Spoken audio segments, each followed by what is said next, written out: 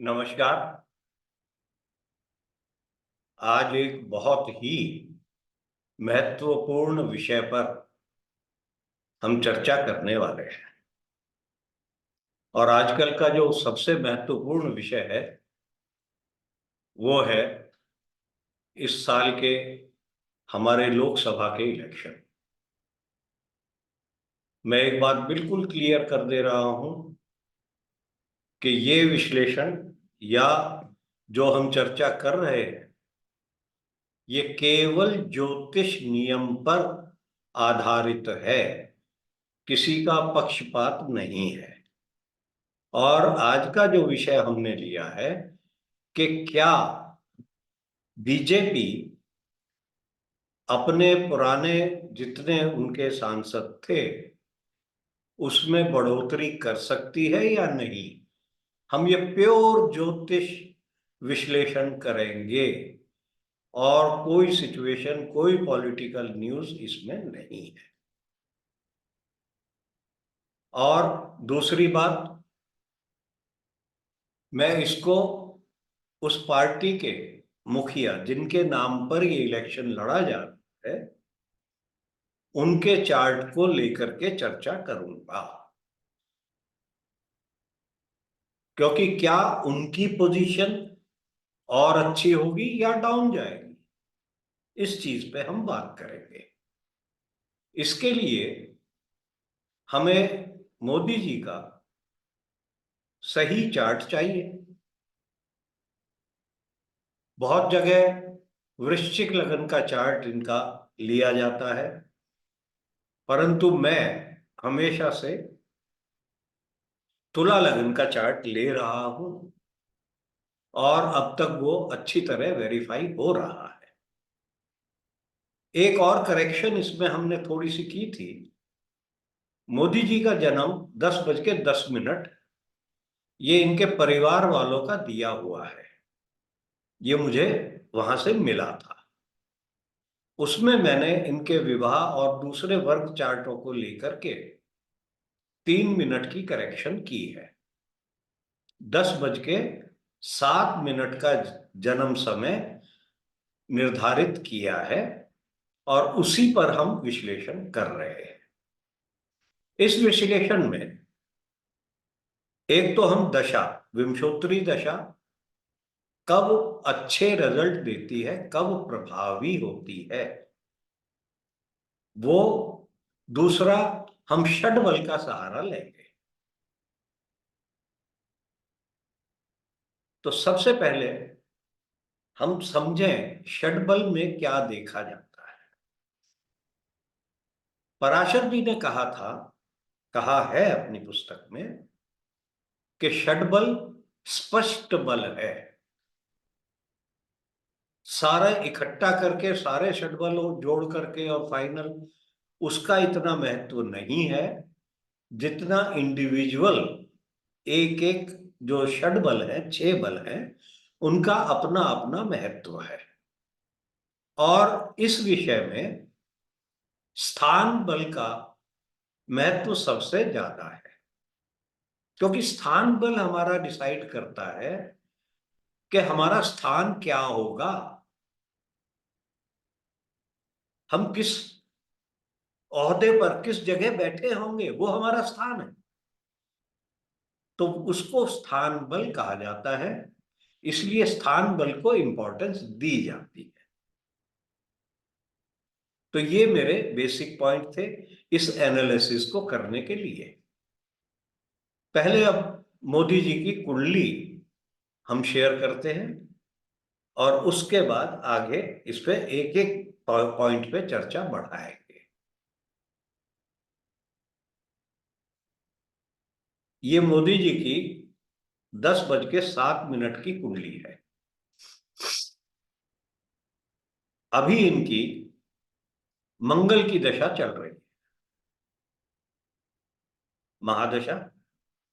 आगे बताऊंगा मैं अंतरदशा वगैरह भी। और जब पिछला चुनाव हुआ था 2019 का, तब चंद्रमा की दशा चल रही थी। चंद्रमा दशमेश है, दशम भाव को प्रबल अर्गला दे रहे हैं। दृष्टि भी दे रहे। तो ये तो हुई जन्म कुंडली की बात। हम जो विश्लेषण करने जा रहे हैं वो होता है दृष्टांत से। दृष्टांत चार्ट, आप ये समझिए, ये आपके कर्म फल का चार्ट है। दृष्टांत से कर्म फल देखा जाता है कि आपके कर्मों का फल कब और अच्छा कब मिलेगा। इसके लिए दृष्टांत में स्थित पहले भाव, तीसरे भाव, दशम भाव और एकादश भाव के ग्रह अत्यंत बली होते हैं अच्छा प्रभाव देने के लिए।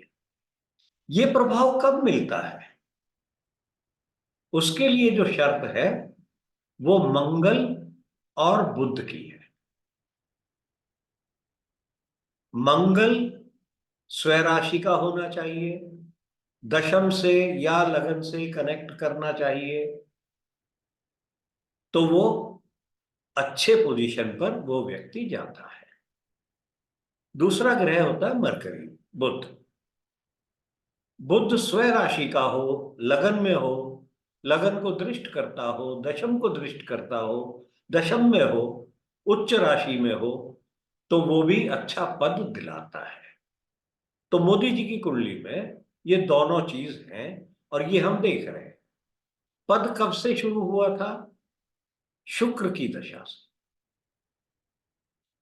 शुक्र दृष कांड में तीसरे भाव में बैठ 11वें भाव में बैठे हुए हैं।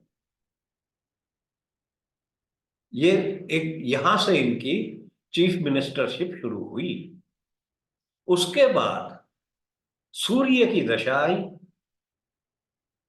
सूर्य की दशा में काफी इनको कष्ट झेलने पड़े, परंतु वो सूर्य बुध के उच्च के बुध के साथ है, केतु के साथ है, तो उसने कष्ट दिए।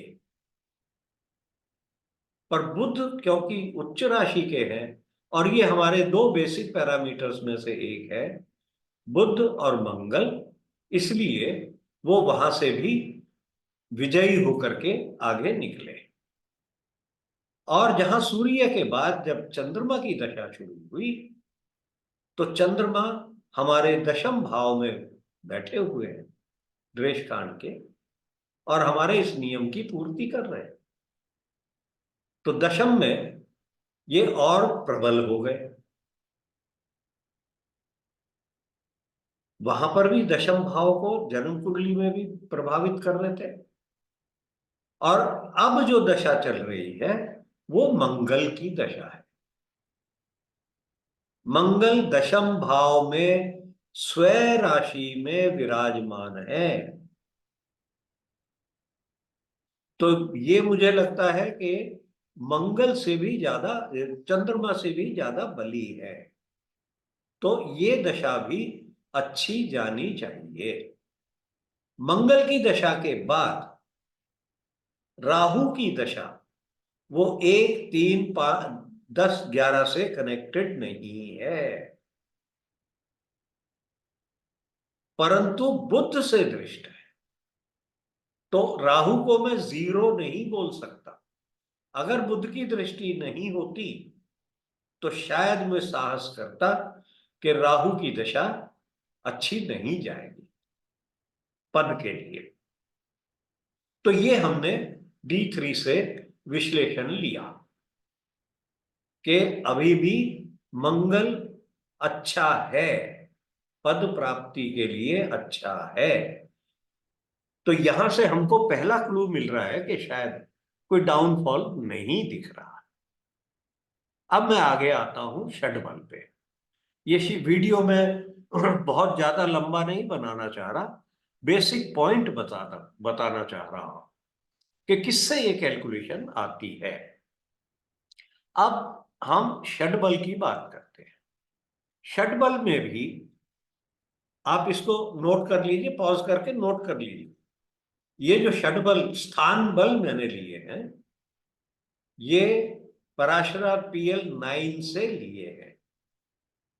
अब देखिए, शुक्र में शुरू हुआ, षटबल कम था, 14.5 था। सूर्य 22 बल है, स्थान बल, पोजीशन देता रहा। चंद्रमा का 12 स्थान बल है, तो वो पोजीशन शुरुआत, मतलब इनको 2014 में ये प्राइम मिनिस्टर बने, परंतु चंद्रमा की स्थिति हमारे देश काल में बहुत अच्छी थी। पहली इंपॉर्टेंस वो है।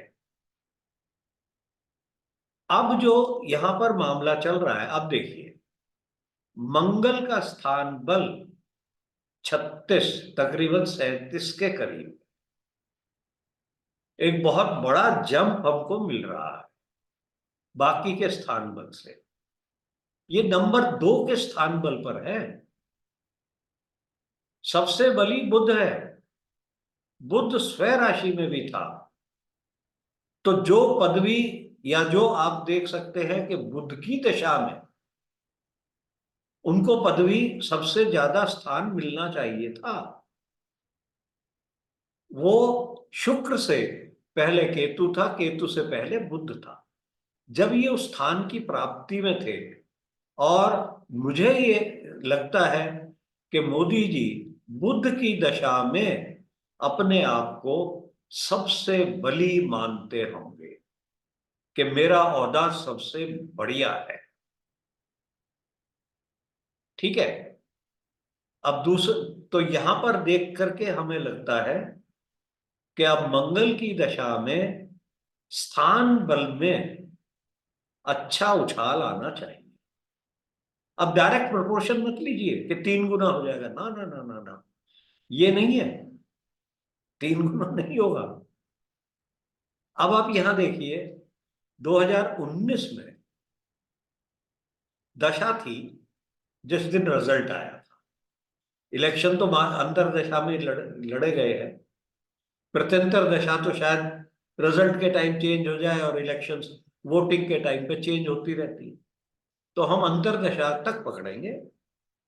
2019 में चंद्रमा और बुध थे। सबसे बड़ी स्थान बल का प्लेनेट है जो अंतर दशा में चल रहा था। चंद्रमा को हम देख चुके हैं। इस समय जो अब 4 जून को जो दशा होगी, वो होगी मंगल में बृहस्पति। बृहस्पति बुध से स्थान बल में कम है, परंतु वो भरपाई शायद मंगल पूरी कर रहा है। मंगल को 36 का वो है, और बृहस्पति को 32 का है। अगर आप एवरेज या वो भी देखें कि चंद्रमा और बुध, चंद्रमा का तो 12 ही था, तो बुध बली था।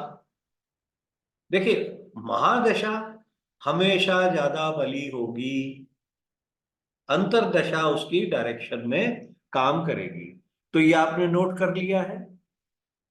अब हम वापस चलते हैं, इस शेयर को मैं बंद करता हूं। तो हमने 2-3 एंगल से इसको देखा है। पहला दृष्टांत से देखा है। दृष्टांत में मंगल अति उत्तम स्थिति में विराजमान है। अति उत्तम तो नहीं, मतलब स्वयं राशि का है, और यदि एक वो उच्च का होता तब मैं बोलता उत्तम स्थिति में। स्वयं राशि भी इतना मिलना भी बहुत बड़ी बात है। वहां से हमारी कंफर्मेशन आ रही है, स्थान बल से हमारी कंफर्मेशन आ रही है कि महादशा का स्थान बल ज्यादा इंप्रूव हो गया है, और दशा से भी आ रही है।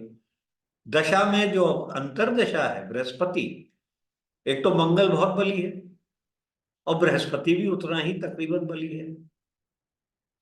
तो एक सब्सटेंशियल राइज हमको दिखता है। अब इस राइज का एस्टिमेट लगाना, नंबर बताना बहुत डिफिकल्ट है, परंतु मैंने भी इस पे थोड़ा सा किया कि ये शायद पिछले लोकसभा में बीजेपी को 303 सीट मिली थी और एनडीए को 353 सीट मिली थी। तो अब मोदी जी एनडीए का रिप्रेजेंटेशन कर रहे हैं, मैं सिर्फ बीजेपी को नहीं देख सकता उसमें।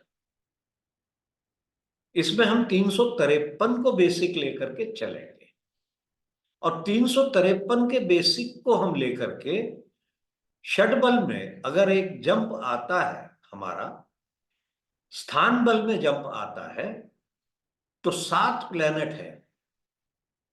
एक ये रफ है भाई, मेरा ये नहीं है कि कोई नंबर में एग्जैक्ट बता रहा हूं।